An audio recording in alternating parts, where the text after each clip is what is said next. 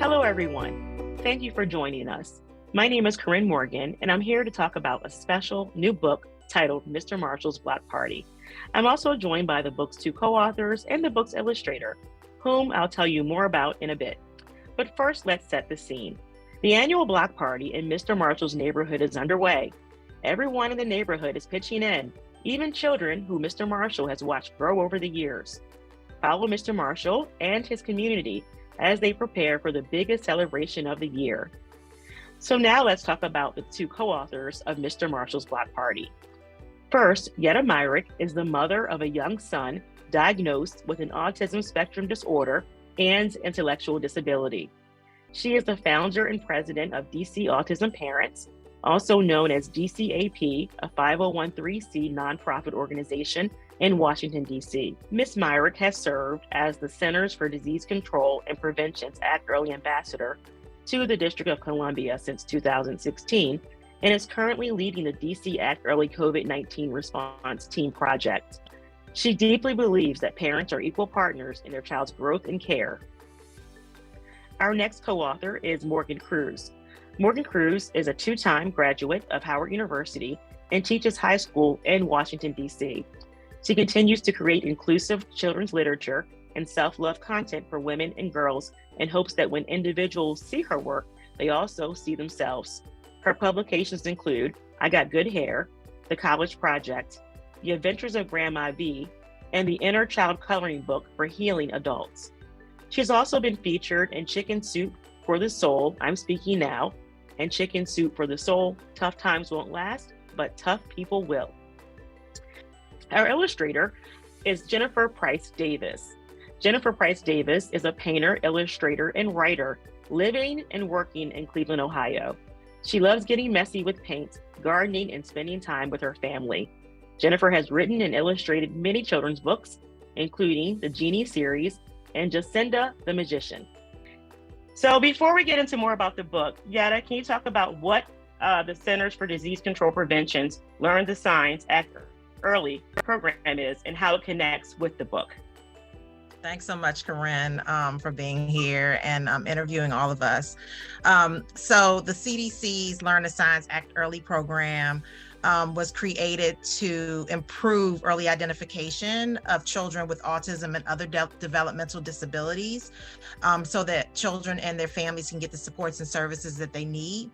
This book was created because I received funding through the CDC through COVID-19 to support resiliency. So basically helping parents to develop skills to help them to be the best parents they can be as possible. And they really wanted us to target a group that was disproportionately affected by COVID-19. And I identify as an African-American woman and wanted to do something to support the African-American Black community. And that's really how this book was formed. Another colleague, because there are many ambassadors all across the US and territories, had actually in the first year taken the existing Amazing Me books that the CDC created and had them illustrated in Alaska with animals that represent that area. And so I was inspired by that. And I was like, let me take this a step further, right, and support African-American and Black families to create this book. So that's really how that book came about. And that's how they all tie together. Yetta, what is Act Early DC? So Act Early DC is the local DC campaign of the national CDC's Learn the Signs Act Early program. It's a project of my nonprofit, DC Autism Parents, in partnership with the DC Developmental Disability Council, and it's funded by the Centers for Disease Control Prevention through the Association of University Centers on Disability. So this next question is from Morgan and Yetta. So we know that Mr. Marshall is having some sort of block party, but tell us more about what the book is about behind the block party. Oh, well, the book is about Mr. Marshall, who really is a stable within his neighborhood. And what we really wanted to focus on was having a village kind of represent the needs for that community. So Mr. Marshall preparing for his annual block party, and through his eyes, we see all the people who have kind of grown up before him, who are still growing up before him, and how their skills, from fine motor to when they're posing questions, how they relate to their particular developmental ages. But all in all, the book is more so about community, and how when it comes to identifying the signs and identifying development when it comes to our children, how we shouldn't really do it alone, and how we should all kind of work together and see everyone's children as our own in order to help them be the most successful within life overall. Absolutely, Morgan. We were talking about developing this book. It was like, how can we represent the Black and African American community and experience in a book, right? Like how do you represent that? What are the things that we hope that other Black folks, other African Americans can identify with, right? And so we actually had a focus group that we all sat in on. We had an outside consultant, and I'm gonna give her a shout out, Judith Singletary, who came in as the moderator of the focus group and really helped us to come up with questions and think about, okay, like how do we create this book, right, in a way that is going to be reflective not only of the experience, but that families could identify with. And so I remember, and based in DC, but I remember like specifically there was conversation about, making sure that everyone in the book like is reflective, like of the rainbow, right? Because being Black or African American is not a monolith. Other things we talked about in DC with gentrification, there are a lot of brick homes, homes that are built out of brick. And so what is happening with gentrification locally is that this brick is being painted over. And so this was something that came out of the conversation about how there should not be painted brick. I'm trying to think of what other things came out. I mean, there were just so many things, but really, again, wanting to make sure that this book was reflective of the experience. I mean, even in, this community setting, and like, there's a lot of talk about in communities of color, like there being these food deserts and not having access to, food that is nutritious. And so like, it's on purpose that Mr. Marshall, little bit of backstory, is a former military person. You don't necessarily get this in the story, but like, he owns a store, and there are all these fresh fruits and vegetables, and they're talking about like cooking greens and so on and so forth, because we think that's important, right? Like, to have this experience, right? Like, this is something that has come through our culture, right? Food, and that brings us together. And that's not even something that's just the Black experience, that's the human experience, right? But it is a reflection of who we are as a people. And yeah, those were a lot of good points you just made there. So is that the reason why you decided to develop this book, or is there something more? I think that really was it, right? Like, I'm finding and doing this work and having conversations, and I'd done focus groups in the first year of the project as well, was not having materials that were reflective of the Black experience, of the African American experience. And so it just made sense to me, when they said, okay, year 2, we want to build resiliency in a group disproportionately affected by COVID-19. Of course, I'm gonna do something to support Black and African American families. And I went back and thought about the feedback that I've received from families before about how they don't, or when I'm doing workshops, how they like, these materials are great, right? But I don't see those materials reflective of my experience. And so really wanting to take this work further and customize it, if you will, in a way to ensure that, families are seeing themselves and hopefully will adopt monitoring, using these resources to monitor this child's development, and understanding that they are seen, that there are people here that are doing this work, that want to support them and want them to get linked into services as early as possible. Because the reality is, if you look at the data, specifically as someone who is a parent of a young adult diagnosed with autism, there are delays in diagnosis. And a lot of that has to do with getting linked into these services. So if we can give families the supports that they need as early as possible, if there is a challenge, right, if there are concerns, families will hopefully have the knowledge to then go and get the supports that they need and get linked into those services. And yet I noticed that throughout the book, you had developmental footnotes throughout the book, or you and Morgan had developmental footnotes throughout the book. What do those mean? Why are those important?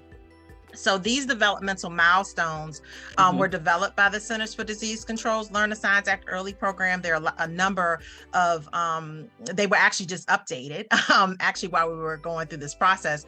But, they are there to illustrate what families can be looking for. And they're so important, right? Because the reality is as moms, and Corinne, you're a mom, you know this, like, there's no guidebook when we have our children. We don't know like what a child should be doing at this point in time. And so these milestones were developed to ensure that families know what they should be looking for, what a child should be doing at this point in time. And if they're not doing that, right, you go to your child's pediatrician, you talk to, you get linked up with the early intervention program, in your state. In DC, that's either early stages or strong start, depending on how old your child is, right? But really, again, making sure that families know what they should be looking for so that they can act as early as possible if they have a concern. Right. Thank you so much, Yetta, for that. It's vital and so important. So Morgan and Jennifer, just tell us, why did you two decide to sign on to this project? What did it mean for you, and what was the process like? So I signed on because it was an important project. I think that everything that Yetta described in terms of her vision and her purpose felt important to do and important to be a part of. And so I was excited to be able to be helpful as far as the illustration piece. And I think that's sort of the long and the short of it. It just felt like a really important project, and it was such an honor to be able to participate in that. And in my art, the Black and African American experience is very important to me to represent. So it felt aligned with what I do. And Morgan, your process as well. Much like Jennifer in regards to signing on to the project, I've known Yetta for a number of years, and I also know her dedication and passion for the work that she does. And even more still, when it comes to people who are the most underrepresented when it comes to the literature, the media representation, the imagery that we see in these conversations, Yetta is always at the forefront, and she's an advocate when it comes to making sure that people who oftentimes are left out of the conversations are able to have access within it. So just knowing Yetta, just knowing the work, just knowing that there aren't many books that are available for free when it comes to determining developmental skills and abilities for our children. In regards to the planning process, or even regards to how I went through the actual work, it was smooth sailing when it came to working with Yetta for the writing portion of it. Knowing Yetta's vision, knowing what she wanted to bring forth, knowing that the community aspect of not just having it centered on one particular person or one particular child, letting us see that there are communities that do exist that are this way, and it's very relatable and very, very real.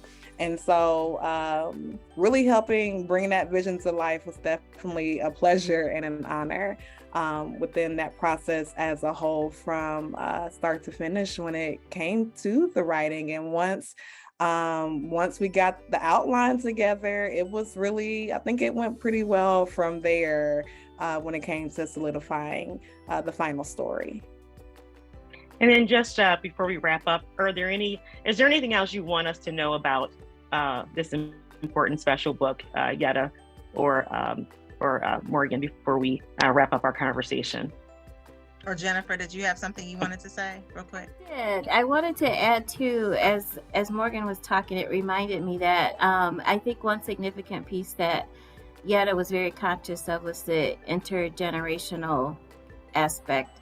So we're looking at milestones, which was unique from 0 to 5 years old with children. That was a unique feature of this particular book. But then additionally, one that was special, I think, was that it was intergenerational. And as Yetta talked about with the focus groups, we were very conscious of also addressing people's desires to have dads represented. We've got a grandma and her grandchild. So just this sort of whole picture of how Black and African American families work together, and the involvement, and again, that intergenerational piece I thought was really special, and it sort of makes this book stand apart and makes it a really special project to be a part of. I'd like to say thank you to Yetta, Morgan, and Jennifer. We've enjoyed hearing all about Mr. Marshall's Block Party and the process behind creating it. If you would like to download Mr. Marshall's Block Party, please see the link below. And to learn more about the Act Early DC project, or to download the app, or to reach out to us, please visit www.actearlydc.org. Thank you, everyone.